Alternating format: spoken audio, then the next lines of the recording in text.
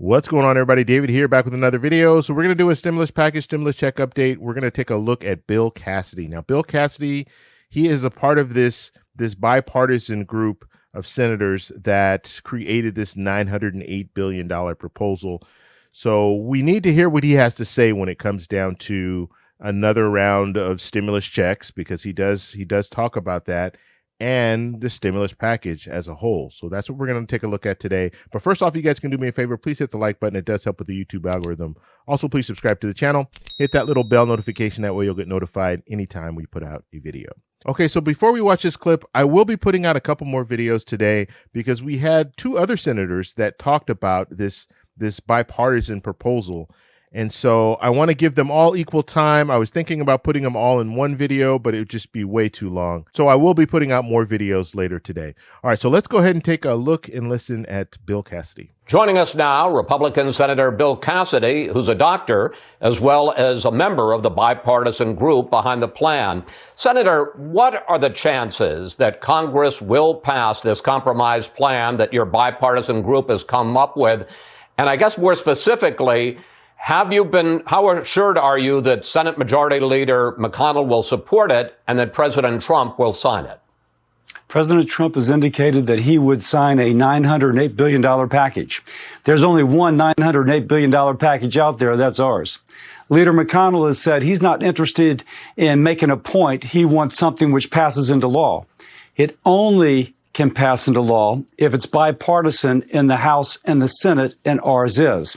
Now, neither have said, oh, we'll sign your bill. That's fair. We have final language. Our final language, Chris, will probably come out earlier this week.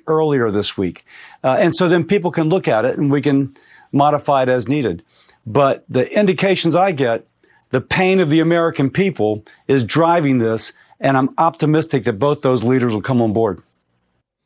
All right, so very, very interesting. He seems to be pretty confident that President Trump will sign this proposal, this $908 billion proposal. We will have to see. We haven't heard anything from the president, but we'll have to see where that goes when it comes down to it. He also talks about the final language. Now, this is important because we should see the final language sometime this week, early this week. So Monday or Tuesday, we'll probably have more information when it comes to final language. So that's good. All right, let's go ahead and continue. Let's do a lightning round. Quick questions, quick answers, and some of the specifics about the legislation. Some members of your group and also outside your group are calling for another round of $1,200 direct payments to every adult American. Is that go or no go for you?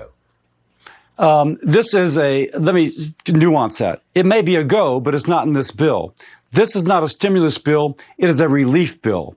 And it's something for the next 3 to 4 months to help those in greatest need. There may be a stimulus check, but that would be part of a different piece of legislation.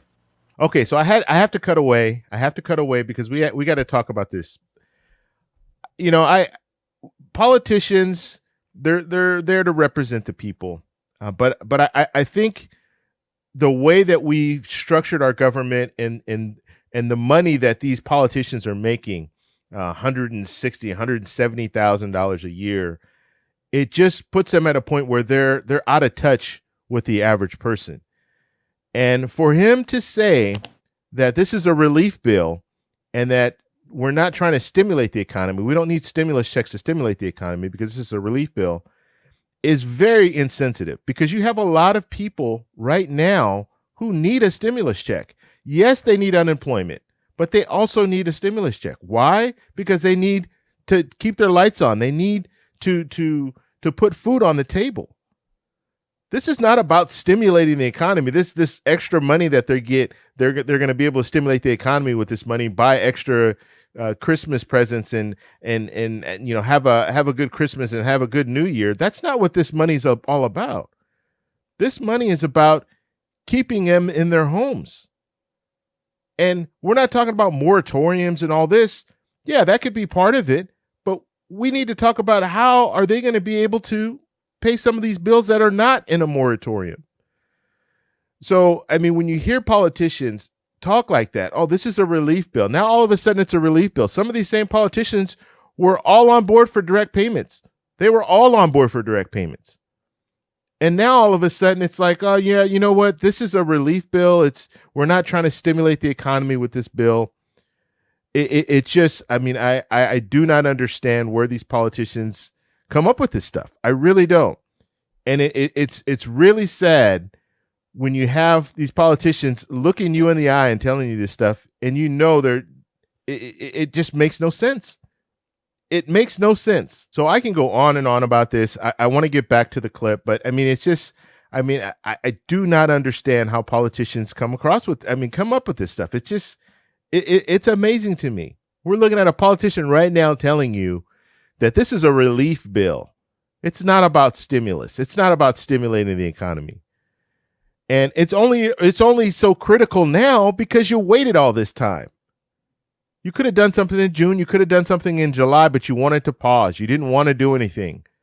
And then we waited August, September, October, November.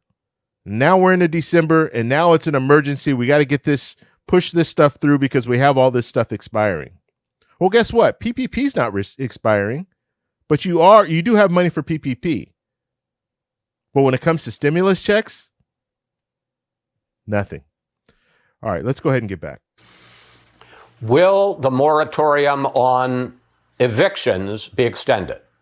We do extend that, but we also bring relief to the landlords. They're the ones holding the bag. And so we're giving relief to the landlords on the condition that the person not be evicted. We do think we get there. Now, Democrats have made it clear, not in your group, but generally, that they oppose liability protection for businesses that reopened during the pandemic. Is that non-negotiable for Republicans? Does that have to be in the bill? Define non-negotiable. There has to be some liability protection. Think about it. At first, CDC and Dr. Fauci were saying don't wear a mask. And then they were saying wear a mask. And so there's been ambiguity as we have gone through. And then think of that small restaurant when people were told not to wear a mask, and now someone's going to file a claim. Just the discovery would make them bankrupt. So we've got to have something, but it has to be something that we negotiate that's acceptable to both. And frankly, that's one of the sticking points right now. President-elect Biden says he supports this compromise that you and the others are offering as a, quote, down payment, but that he fully intends to come back after he's inaugurated in 2021 and ask for more. Take a look at what he said. Americans need help, and they need it now. And they need more to come early next year.